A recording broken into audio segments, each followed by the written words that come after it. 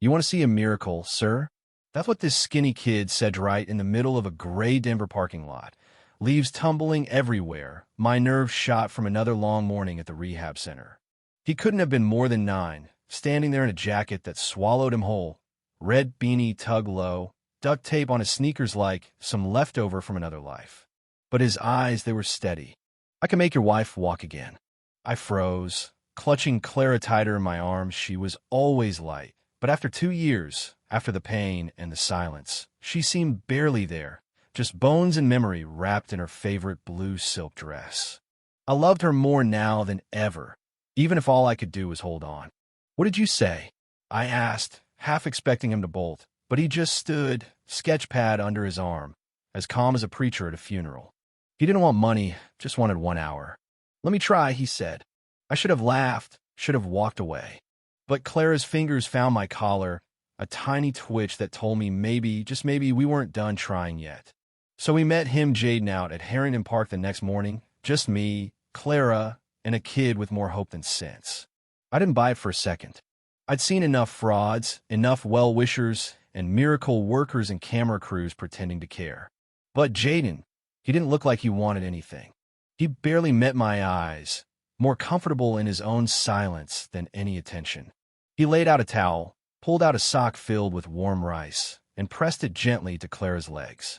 She flinched and hadn't felt warmth there in years. "Good," he said softly. "Means your body's still listening." I watched, arms folded, expecting a mess. But his hands moved steady, practiced. He talked about his mom, how she worked in a shelter, taught him the body doesn't always need machines, just someone who won't give up. The kid was strange, yeah, but not a faker. He asked Clara about ballet, about food she missed, about her favorite songs. The mood shifted. Clara laughed her real, clear laugh, and something inside me cracked open. "Do you feel that?" he asked after a while, tapping her knee. "Pressure," she whispered. "Not pain, just a push, a nudge that maybe if you squinted could turn into something more." Jaden kept at it, showing her how to imagine the movement, how to talk to her muscles like sending a message through a long, dark hallway. She tried. It didn't work. Not right away.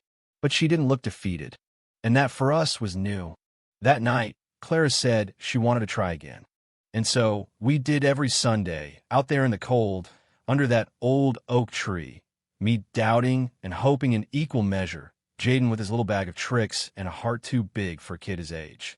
Sometimes there were setbacks, days when Clara couldn't feel a thing, days she wanted to quit.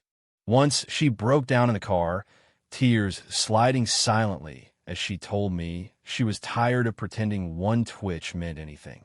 Jaden just knelt by the window and told her he got tired too. Got scared. But scared didn't mean stop. "If I stop," he whispered, "then the part of me that believes in my mom dies too." I'd never seen Clara so raw, so vulnerable. I'd never seen a kid hold space for an adult's pain like that. Not with pity, but with the kind of respect you can't fake. She let him help her out, back to the mat, and that day, God, it was almost nothing but her right foot twitched. Just a flicker. But it was real. We both saw it. A week later, she managed to slide her foot against the towel.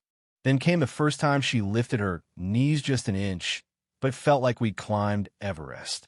Every time Jaden taught us something new, resistance bands, ankle rolls, little bean bags for her feet, I found myself believing a little more. We started bringing Jaden home.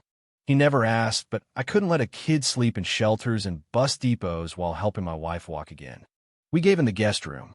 Clara baked for him. I tried to teach him chess. At dinner, he'd draw sometimes pictures of feet, sometimes families, sometimes just what looked like hope in motion. Sundays, the park became a gathering place. Families showed up, kids and walkers. A girl named Sierra who missed jumping rope, a boy named Ben learning to walk again after a car accident. Jaden showed their parents how to help, how to believe. Clara let him use her session time, said hope grows bigger when you share it.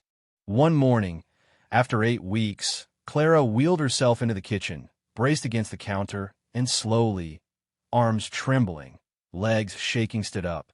One step, then another into my arms. I cried. Jaden watched, quiet, smile spreading across his face. By the ninth Sunday, there were 5 families in the park, the energy like a festival bagels, laughter, nerves. Jaden took Clara's hands, steadied her. Mason supported from behind. And this time she stood tall, no blanket, no gloves, her eyes bright. The crowd hushed. She took 1 step, 2, then a third, right into my arms, and the park exploded in cheers and tears and something that felt like redemption. Afterwards, we sat together at home, Jaden eating cereal at the table, Clara massaging her calves, me washing dishes and staring out the window half in disbelief, half terrified to wake up and find it all a dream. "You changed everything," I told Jaden that night. He shrugged, eyes glinting. "That's what my mom would have done." Miracles, it turns out, don't come with fireworks or angels. They come with stubbornness, kindness, and a red beanie in the Denver cold. They come with trying again and again and again until your whole life shifts, until hope stops being a word and starts being something you can hold. So, you tell me a hat's real? Is it science, faith, or just plain old human grit? Who decides when to give up? And who keeps showing up no matter what? Drop your thoughts below about right, wrong, justice, or what keeps a community alive. And hey, maybe next Sunday, you'll see a miracle too.